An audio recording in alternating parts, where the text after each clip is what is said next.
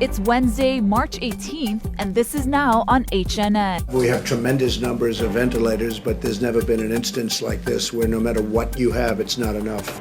From economic help to military supplies, I'm Natalie Brand with a look at the latest plans to combat the coronavirus. Here at home, Neighbor Island residents are protesting at the airport this morning, telling visitors not to come. Please stay home. This as Governor Ige urges tourists to stay away for 30 days and orders bars and clubs to close. Restaurants should adjust their operations. Coronavirus concerns are impacting small businesses across the country. I'm Skylar Henry in Rockville, Maryland, where one distillery is doing its part to not only stay open, but slow the spread. We've been sort of learning on the fly. These stories, plus how COVID-19 is darkening the lights of the Las Vegas Strip, coming up on This Is Now.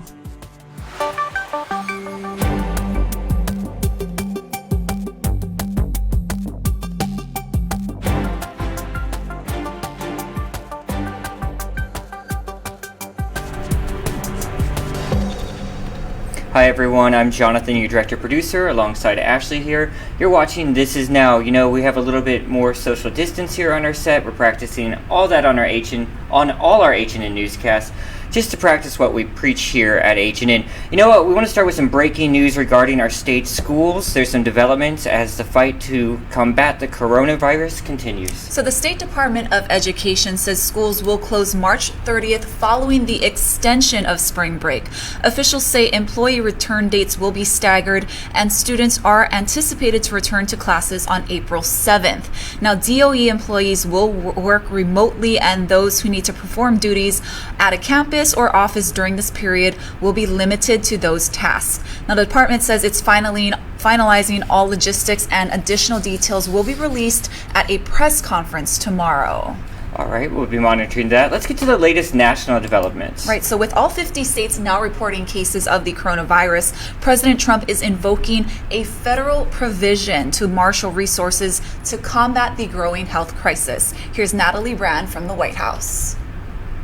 President Trump invoked the Defense Production Act to expand production of medical equipment to combat the coronavirus outbreak. We've never had to even think in terms of these numbers, but we need millions of masks, and all of that will be ordered. We need respirators. We need ventilators is a big thing because it's a complex piece of equipment. The president also announced 2 hospital ships will be mobilized to ease the strain on healthcare systems.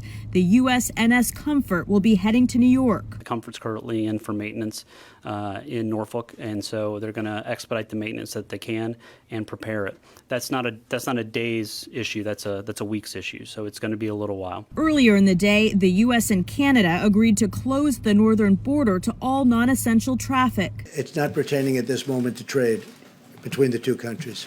The Treasury Department would like to start issuing direct payments to Americans by next month based on income and family size, with a second wave of payments in May, but Congress must still approve the plan. There's a great bipartisan effort going on that I haven't really seen before to this extent. As lawmakers negotiate a larger stimulus package, the Senate passed a separate relief bill that already passed the House. That's roughly $100 billion. That will deal with expanding unemployment insurance, with paid sick leave. Nearly 1 in 5 Americans says they've already seen their hours reduced or been laid off. And those numbers are rising, with Ford, General Motors, and Fiat Chrysler all temporarily closing U.S. plants because of the coronavirus. The markets had another big sell-off today. The Dow finished down more than 1,300 points. Natalie Brand, CBS News, the White House. And this just in, the Senate passed that stimulus package by a vote of 90-8. President Trump said he will sign it into law. Now, Hawaii currently has 14 confirmed cases. Here's the breakdown. Oahu has 8. The Big Island had its first confirmed case yesterday. Maui has 3 and Kauai has 2. Meanwhile, we're told about 60 Molokai residents are protesting at the airport this morning. They're saying they don't want any more visitors coming to the island as a precaution against the coronavirus. We are here today to exercise our right and our voices to ask tourists and people who are not from here to please stay home. We want to protect our people, and we want to support the governor in asking visitors to please stay home at this time. We want to keep Molokai, and we just appreciate and mahalo all your support. And we're told the protesters were reminded not to hug or shake hands, and they stayed 6 feet away from each other during the protest. All right, and the governor has announced that all bars and clubs should close and restaurants should switch to takeout. That's obviously having a big impact. Chelsea Davis was out there last night as soon as the news broke to check on how people and businesses are dealing with this issue. Zippy's will be closing all dine-in restaurants until further notice. Now, it's one of many restaurants serving its final dine-in meal tonight, all aimed to stop coronavirus from spreading across the islands. Social gatherings should be limited to groups of no more than 10. All bars and clubs should be closed. Restaurants should adjust their operations to pivot to drive-through, takeout, pickup, or delivery services only. While the state goes on virtual shutdown, many in Hawaii are enjoying their last meal out. It's the final night for dining in at Kalapawai Cafe and Deli in Kailua. Despite no real drop in customers, the popular eatery will move toward takeout only starting tomorrow to help stop the spread of COVID-19. I think it's, in a sense, spreading like wildfire, and I think, we're taking the necessary precautions, kind of following suit, a little bit delayed from the mainland, but seeing how it can impact the community so quickly. I think it's way more important to get everyone healthy and get this contained. For server Emily Miyasato, she knows many may lose their jobs, but agrees the health and safety of the community is priority. It's definitely a stressful time for everyone. I think especially restaurants because they're going to be closing, but I think any necessary precautions to keep everyone safe is totally valid, and hopefully we can contain this and then get everything back to normal as soon as possible. Meanwhile, Governor David Ige has eliminated the 1-week waiting period for unemployment insurance benefits so that those who are unemployed can receive benefits immediately. We are working to ensure employees have benefits, even if employees are not at work. Ige says we can expect even more stringent action if cases continue to rise here in the state. Now, Governor Ige says airports across Hawaii are working on plans for screening arriving visitors. It's not clear what the plan is and why it was not put in place earlier. We're also told the state is working with federal agencies to get all air passengers screened, but that has not started yet. He's also asking visitors not to travel to Hawaii for the next 30 days. And if you remember, this conflicts with what State Health Director Bruce Anderson said just days ago about banning travel to the state.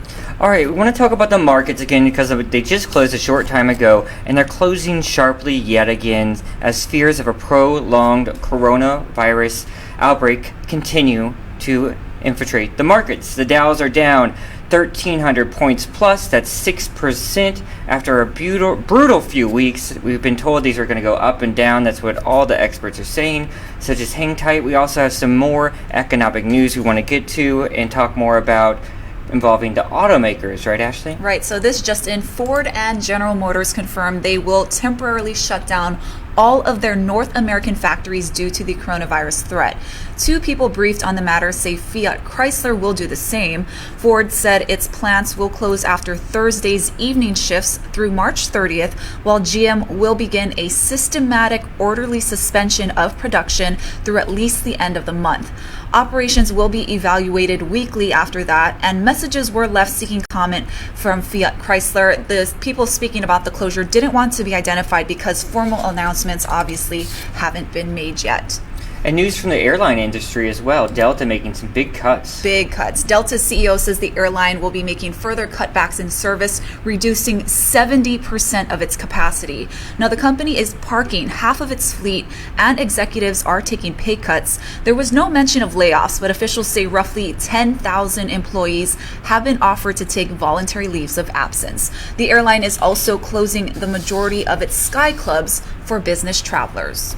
All right, we want to talk more about the local impact here, right? Lynn Kawana worked on a fascinating story yesterday. It really hit my heart, actually. I wanted to see what the local businesses are dealing with, and she has some numbers in here that are just staggering. Yeah, let's take a look. Some businesses have been feeling the effects for months, especially those dependent on tourists from Asia and Europe. Aaron Lau makes koa pens. The items are very popular with tourists, and he's trying not to shutter both Waikiki stores. I've been making these pens for 18 years. Simply Wood Studios during the coronavirus-triggered downturn. It's ever since they stopped the flights from China and Korea, and then they dropped the flights maybe, 40% from Japan. So we've been feeling the effects. 3, 2, 1, go. While other gyms have suspended operations, at CrossFit 808 in Kalihi, the franchise owner now requires members to do online reservations for classes to limit the group to under 10. Keeps going month after month, then at that point, yeah, we're gonna have to think about, cutting staff or even downsizing the gym, and obviously the last thing we want to do is close down completely. As owners try to stay in business, the State Department of Labor and Industrial Relations says there has already been a staggering spike in unemployment claims. On Monday alone, there were about 1,500 new claims. Last week, there was a total of just under 1,300, and the week before, less than 800. The department shifted the system online, in part to avoid the large crowds. We implemented it this morning. We walked in, and as a team, we got together and said, okay, that's it. We can't have them congregate. If people cannot use the online system, they can call and set up an appointment. Word that government assistance could be on the way is welcome news, but for some, it could be too late. I'm Lynn Kawano, Hawaii News Now. And electric companies say no one will lose power over late payments for now. Hawaiian Electric and the Kauai Island Utility Co-op say they will suspend terminations for 30 days, but they are asking customers to set up payment plans. Anyone facing further financial hardships are being asked to call customer service. All right, the state announced yesterday closing all the parks. Our Casey Lund went out this morning to Diamond Head, one of the most popular ones, to see how folks, if they even heard the news and how they're dealing with it. With people cooped up inside and the wet weather we've had the last few days, crowds of both tourists and locals were hoping to get to the top of Diamond Head and enjoy some of those beautiful sunrise views. But when they got to the tunnel here, they were met with something else. We were coming up here to Diamond Head to do some hiking and get beautiful views since the sun's out. And it's closed. The Greaves family visiting from the Bay Area, one of hundreds of groups who were unaware of the COVID-19 closure. Well, we were just coming on spring break, and we just decided to brave the plane and come on out. So we weren't going to let this stop our trip. Other visitors hoping to relive past trips to the popular tourist destination were met by a locked gate and little information from DoCare officers. So this morning we were hoping to hike up Diamond Head and look out at the views because I remember doing that when I was a little girl and it was really sentimental to me. So I was just really looking forward to that. This morning there were no signs or employees at the bottom of the road to the trailhead notifying visitors of the closure, adding to these local hikers' frustration. I personally think it's an overreaction because I don't know, like, what's a hike gonna do? Like, that's worse than just going out in like day-to-day life. If everything else isn't shut down, then why shut down a hike, And yeah, like you said, people travel here from all over the world, like, just to do this hike. I think for here, it's probably a good idea because it does get pretty crowded, I understand. I've never hiked it before, but it does seem like it's a big attraction, so maybe the 6-foot distance isn't something that's gonna happen. Well, we actually came here to surf, so hopefully that won't get canceled. While most of the state's parks are completely closed, it's important to note that a lot of other outdoor activities and trailheads, things like that, are still accessible. I'm Casey Lund for Hawaii News Now. Now, as a Las Vegas regular myself, this is an eerie sight. Last night, the Strip went dark. Nevada's governor ordered all casinos and non-essential businesses to shut down. That includes restaurants, bars, gyms, and malls. And under the order, gambling is frozen for a month. Slot machines had to be emptied by midnight Vegas time. I can't even imagine being there right now. It seems so surreal.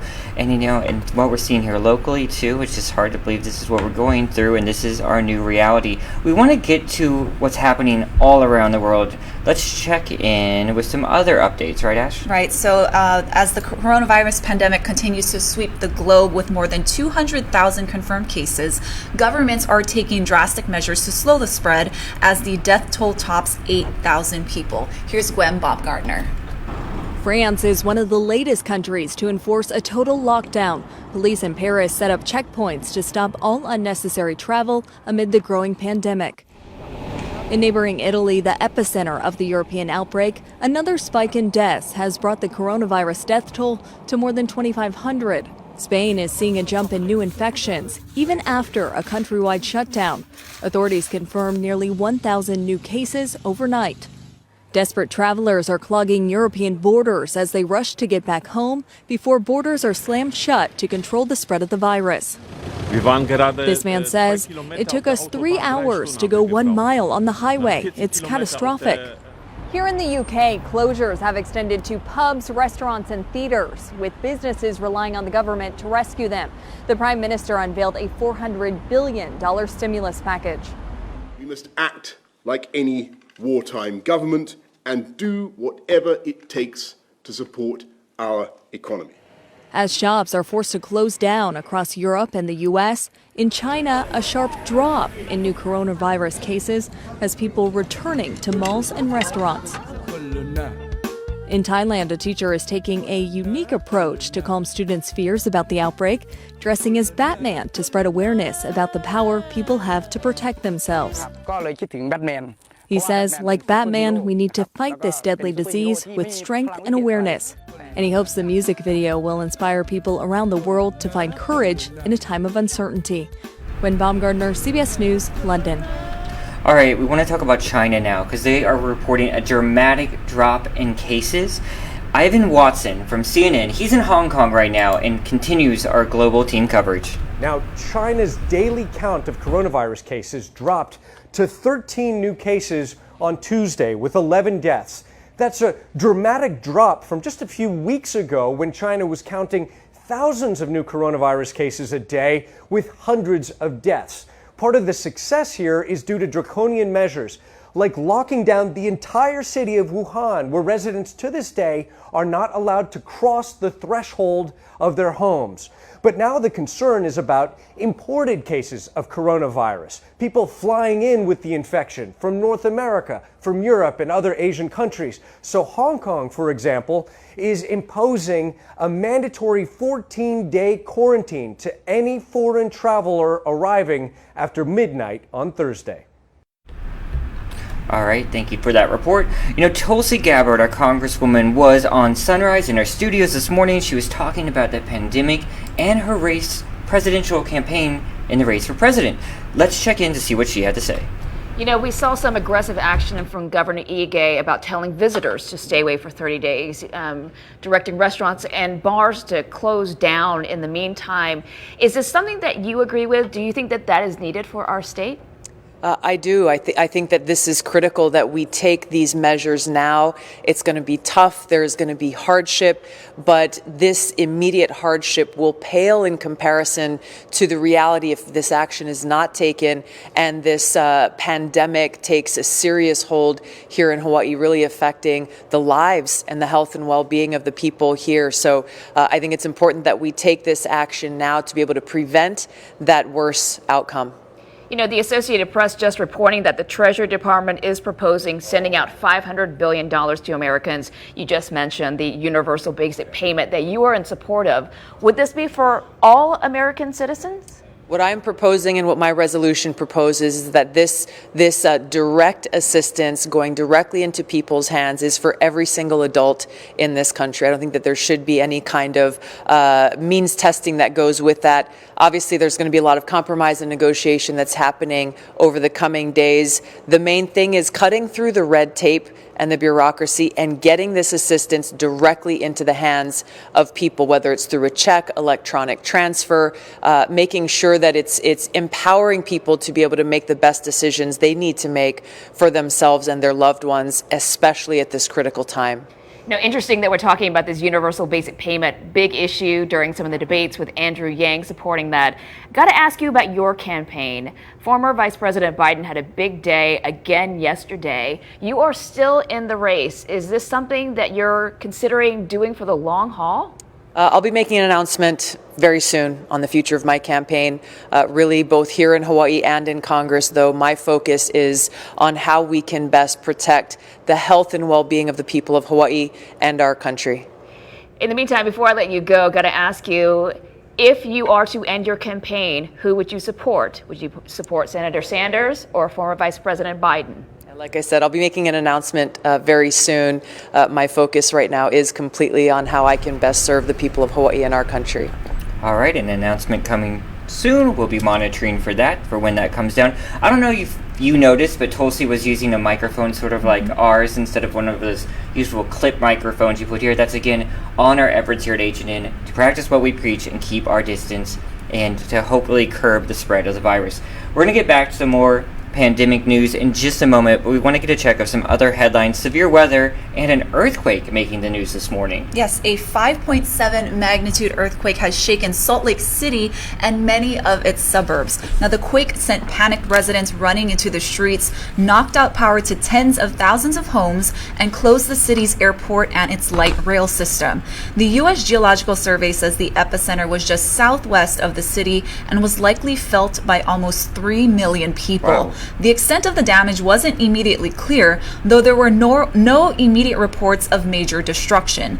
The Utah Emergency Management Agency says it was the state's largest earthquake since a 5.9 magnitude quake shook southern Utah in 1992. And for our podcast listeners, we're looking at video coming into our newsroom. We're seeing crumbling, older buildings with crumbling brick. But earlier I was looking on the feeds. I didn't pull this for our video today, but I was looking at the feeds and I saw some of the high rises in Salt Lake City actually had windows cracked out. Yikes. From several floors up. So dangerous situation.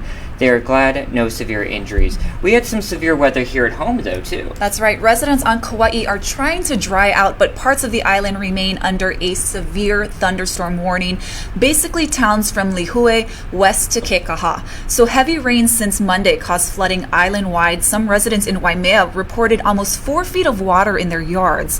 Kuhio Highway was shut down near the Hanalei Bridge, but the county says it has since reopened, and the shelter at Hanalei Elementary School is no longer active. The island was even under a rare tornado warning early yesterday morning as 2 water spouts formed off Hanapepe and over Ni'ihau. And that wild weather is not over yet. Right now, there is a flash flood watch that has been extended through Thursday, and that's for most of the state. A severe thunderstorm watch has also been issued for the Garden Island until 2 p.m., meaning damaging winds and destructive hail is possible. We're monitoring all the severe weather. Like I said, there's a lot more that could come. Guy Hoggy's monitoring that. Let's check in with him. Aloha. On this Wednesday, statewide, the flash flood watch continues. That means there's the possibility for flooding conditions anywhere in the state, probably at least until tomorrow night. There was a winter weather advisory for the Big Island summits as well as a wind advisory. This morning, Mauna Kea had a gust upwards of 65 miles an hour, and that's all because of that juicy disturbance. Expected to linger around Kauai for the next couple of days. So Kauai, definitely the highest threat for flooding conditions. The Big Island, there's a plume of moisture over them, and they had some overnight rain that came down pretty heavy. Still, there's a possibility there are drier conditions, at least for the early part of the day, for the central part of the state. So again, that flash flood watch continues through tomorrow. There's a possibility for heavy rain anywhere in the state, but especially over on Kauai. And then on Kauai, the heavy rain likely to linger through Friday while the rest of the state starts to dry up. And then trade winds with more settled weather comes back on Saturday. Keep it here on Hawaii News Now. We'll have all your severe weather updates. Thank you, Guy. You would never have known from that live shot we have outside. It looks here really in town, nice. But over there where you're from, you talked to a lot of people yesterday dealing with those storms. I just feel like they keep getting hit and hit. You know what? We get all the water. Big Island gets the hurricanes. It does seem like that. All right, let's talk about, I'm hearing there might be some, I mean, you don't even want to say it like this, but a sort of benefit to the virus, what's happening with the virus, right? Right. An unlikely beneficiary of the pandemic is planet Earth. And that's because emissions are falling while people stay indoors and businesses shut down. So in China's Hubei province, government officials say the average number of good quality air days there has increased almost 22% last month compared to the same period last year. They say there's also a huge reduction in nitrogen dioxide and CO2 emissions in major cities. All right, good news for seniors. there are some special shopping days that have been planned out for you as the pandemic continues. That's at Foodland, Target, Tomorrow's, and some others are coming online now too with this idea. They're giving special hours to seniors, oftentimes 60s and olders, and for their caregivers. Target is also inviting shoppers with underlying health concerns. For specific hours, you want to contact your store that you want to go to, or just check out their website, and they'll be able to hook you up with when you can get in there. Interesting enough, as in Foodland in Kalihi yesterday, and there was an older lady behind me in a scooter, and just so many, she was stocking up. And I went and I actually helped her move her groceries from her scooter, but that was absolutely not what I should have done. Like, I should have... Oh, I didn't even think about that. Or there wasn't hand sanitizer, it was just automatic Yeah. instinct. But even like those acts of trying to do good, it's really not what you should be doing. Right. So some other guys are getting inventive on how ways they can help with this pandemic. Tell us about that, Ashley. So with the nationwide shortage of hand sanitizer, I'm sure you guys have seen the recipes online that you can make your own at home using rubbing alcohol, aloe vera, and essential oils. Well, one company is making the germ-killing gel using an ingredient I have a lot of in my home, which is whiskey. Let's take a look. The fallout from the coronavirus is becoming a reality for Jonathan Scher. You guys have 40, 50 people here on any given day. That's right. Some nights we get pretty busy, obviously not anymore, so we've had to be creative, think about something else we can do to help ourselves and the community. You all chosen hand sanitizer. Hand sanitizer, that's right. That's right next door. Scher and his boss are facing pressures like other small businesses around the country. State-mandated coronavirus concerns closed their Twin Valley distillery in Montgomery County, Maryland. Stools from the tasting room are up, and the space is empty. Right now we're completely shut down. I mean, we're working half days just to keep things moving around, but if we have to shut down, we have to stop making everything. Instead of letting the gallons of alcohol in the distillery go to waste, these are their first batches of hand sanitizer, a blend of oils and proof alcohol that the business is selling to not only keep themselves busy, but contribute to the greater good. At first it was an idea of, okay, how can we keep the ship afloat in the meantime? Then we realized it was a little bigger than that. The two say it's a call to action at a time when store shelves in the area and nationwide are scarce on hand sanitizer and other cleaning supplies. My mother is in a very, very high-risk group because of her age and her physical condition, and she happens to live with me now, so I literally will sanitize everything I touch. It's caught the attention of government officials who are considering buying batches to help slow the spread of the virus. It's not anything that we've ever done before, not anything we planned for before about 4 or 5 days ago. So we've been sort of learning on the fly. And while they realize they could stand to profit off of the in-demand solution, they're focused on getting as much sanitizer out to people as possible because they say we're all in this together. Thank you again for doing this. Skylar Henry, CBS News, Rockville, Maryland. All right, guys, that's going to do it for This Is Now on this Wednesday edition. We are monitoring all our sources to get you the latest details. We're going to post them on our digital platforms when they come in. We know we're going to get a update from the State Department of Health around 1:30. Don't believe we're going to be able to bring that to you live. It's a telephone call we're going to have with them, but we have a lot of questions to ask. And as soon as we get that information, we will pass it along to you. We're also planning a 3 o'clock update, which we will stream live with Ashley. That's around 3 o'clock. We'll post that on Facebook Live and our digital platforms, and then our normal newscast today starting at 5. Thanks for joining us, guys. We'll be back here tomorrow.